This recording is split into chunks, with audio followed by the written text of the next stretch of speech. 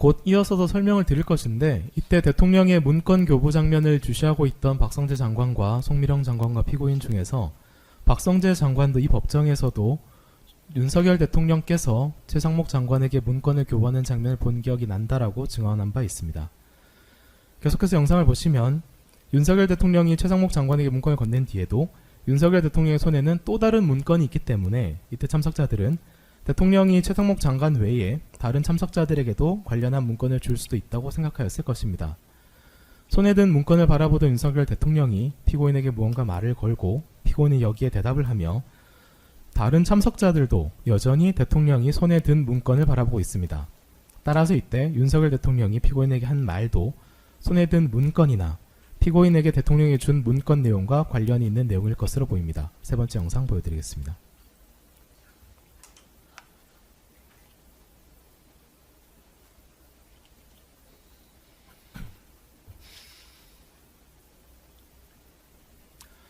또한 대통령께서 피고인에게 말을 걸 때 피고인이 당황하거나 제대로 답변하지 못한 듯한 장면은 보이지 않습니다. 이는 피고인이 그 직전까지 대통령의 언행에 집중하고 있었다는 방증입니다. 박성재 장관도 윤석열 대통령이 최상목 장관에게 문건을 교부하는 장면을 목격하였습니다. 순번 1180번 박성재 장관의 한덕수 총리 사건 증인신문 조서 녹취서를 보면 박성재 장관은 한덕수 총리 사건의 내란 사건에 출석해서 윤 대통령의 문건 교부 장면을 본 것 같다라고 증언을 하였고, 이어서 지난번 이 사건 법정에서도 원래는 어렴풋하게나마 기억을 했었는데 CCTV 영상을 보니 기억이 선명해졌다라고 증언한 바 있습니다. 원심은 위증죄 관련하여 김영호 장관이 나도 대통령의 조태열 장관에 대한 문건 교부를 보았다는 진술을 조태열 문건 관련 유죄의 증거로, 반대로 송미령, 정진석 등의 본 기억이 없다는 진술을 최상목 문건 관련 무죄의 증거로 설치하였습니다. 그런데 설명드린 것처럼 최상목 문건관해서 피고인과 이해관계가 비슷한 박성재 장관도 문건 교부 장면을 기억하고 있으므로 원심의 이 부분 무죄 판단은 달리 판단되어야 할 것입니다. 원심은 정진석, 신원식 등 당시 대접견실에 있던 다른 참석자들도 최상목 장관이 문건을 받았는지 기억나지 않는다고 진술한 것을 무죄 이유 중 하나로 설치하였습니다. 그런데 피고인과 다른 참석자들 사이에는 차이점이 있는데 피고인은 정진석, 신원식, 송미령 등과 달리 비상계엄 선포 전 윤석열 대통령으로부터 시간대별 봉쇄계획 문건을 받고 언론사 단전 단수라는 임무를 부여받은 상황이었습니다. 따라서 피고인은 별도의 지시를 받지 않은 다른 참석자들과 달리 대통령이 누구에게 어떤 임무를 추가로 부여하는지를 눈여겨볼 수밖에 없었던 것입니다. 이 점에서 박성재 장관도 이 장면을 기억하고 있다는 점이 대단히 유의미한 증거가 될 것이라고 사료됩니다. 또한 진술 자체로도 차이가 있습니다. 피고인은 문건 교부를 보지 못하였다라고 명시적으로 증언한 것과 달리 다른 송미령, 신원식, 정진석 등은 잘 기억나지 않는다라고 하거나 기억이 없다라고 유보적으로 증언하고 있습니다. 조태열 장관의 증언에 의할 때 최상목 장관은 대통령실에 도착하여 피고인에게 너는 원래 예스맨이니까 계엄에 대해 노라고 못했겠지라고 다소 원색적으로 말하기까지 하였으므로 피고인으로서는 자신을 비난한 최상목 장관 역시 대통령으로부터 어떤 임무를 받는지를 주목하였을 것입니다. 결국 피고인은 윤석열 대통령의 탄핵을 막고 자신의 내란 가담 사실을 은폐하기 위해서 위증한 것입니다. 피고인에 대한 양형입니다.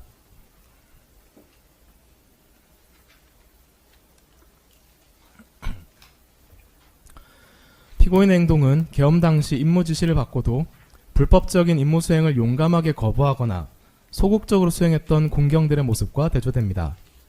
비상계엄이 선포되자 김용현 국방부 장관은 합참 전투통제실에서 계엄사령관인 박완수 사령관을 제쳐두고 자신이 직접 정군 주요 지휘관 회의를 화상회의 방식으로 진행하면서 다음과 같은 명령을 하달하였습니다.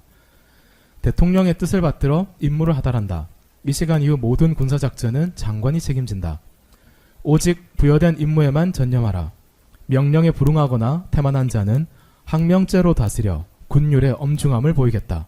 이러한 사실은 1166번 저희가 추가로 제출했던 윤석열 등 사건 내란 1심 판결문에서 확인되는 내용입니다. 처음의 계획과 달리 국회 봉쇄가 제대로 이루어지지 않고 다수의 국회의원들이 계엄 해제 결의를 위해 국회로 들어가는 상황이 되자 윤석열 대통령은 이진우 수도방위 사령관에게 전화하여 본회의장으로 들어가서 4명이서 국회의원 1명씩 들쳐업고 나오라 라고 급히 지시하였고, 이진우 수방사령관은 그 지시를 국회 앞에 직접 출동해서 병력을 지휘하고 있던 수도방위 사령부 1경비단장 조성현 대령에게 하달하였습니다. 즉 국회 본청 내부로 진입해서 국회의원들을 외부로 끌어내라는 지시를 1경비단장에게 하달한 것입니다. 그러나 사령관으로부터 직접 국회의원들을 끌어내라는 지시를 받은 조성현 단장은 그 지시를 받자 서대문구에 있는 주둔지를 출발하여 국회로 향하고 있던 제1경비단 이하 제2특수임무대대 병력들에게 기존 명령은 취소한다. 서강대교를 넘지 말고 대기하라 라고 지시하였습니다. 대통령과 사령관이 내린 명령을 정면으로 거부한 것입니다. 비슷한 사례는 이번 계엄 사태의 핵심 주동부대로 알려진 방첩사령부에도 있었습니다. 비상계엄이 선포되고 포고령이 발령되자 여인영 방첩사령관은 1처장에게 중앙선거관리위원회, 관악선거관리위원회, 수원선거연수원, 서대문에 있는 여론조사꽃 등 4개 장소로 출동해서 그곳 서버 자료를 확보하라고 명령했습니다. 그리고 1처장은 예하 대령들을 4개 팀으로 편성한 뒤에 각 팀별로 1개 장소를 지정하면서 사령관의 명령을 하달하였습니다. 서버 자료 확보가 어려우면 서버 자체를 떼어오라는 명령도 추가하였습니다. 그러나 그 명령을 받은 방첩사 대령들은 포고령이 이상하니 명령을 재검토해달라고 요청하였습니다. 그리고 1처장으로부터 일단 재검토할 테니 일단은 출동하라. 항명죄 우려가 있다는 명령에 따라서 서대문에 있는 여론조사꽃으로 출동하게 된 방첩사 사이버보안실장 유재원 대령은 보아들에게 이렇게 명령합니다. 명령이 있으니 출동은 한다. 그러나 오늘 우리는 절대 한강을 넘지 않는다. 현장에 가지 마라. 실제로 유재원 대령팀은 목적지와 멀리 떨어진 잠수교 남단에서 대기하다 사령부로 복귀하였고, 유재원 대령은 그 사실을 구글 타임라인 등의 증거자료를 통해서 수사기관에 제출하였습니다. 이는 나머지 3곳으로 출동한 대령들도 마찬가지입니다.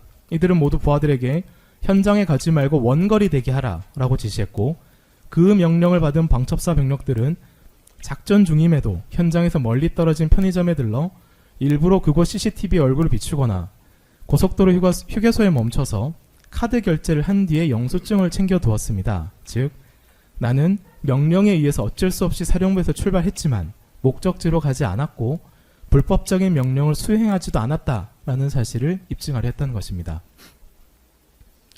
계엄 상황의 항명죄는 최저형이 징역 1년 이상, 수계의 경우에 따라서는 무기징역까지 규정된 중죄입니다. 만약 내란이 성공하였다면 조성현 1경비단장이나 유재환 방첩사 사이버보안실장 등은 계엄지역에서의 항명죄 수계로 처벌받았을 수도 있었을 것입니다. 이러한 경우 보시는 바와 같이 그 최고형은 무기징역, 최저형도 징역 7년입니다. 그러나 이처럼 명령에 죽고 사는 계엄군조차도 항명죄 처벌을 각오하고 임무 수행을 거부한 사례가 다수 있었던 것입니다. 이와 달리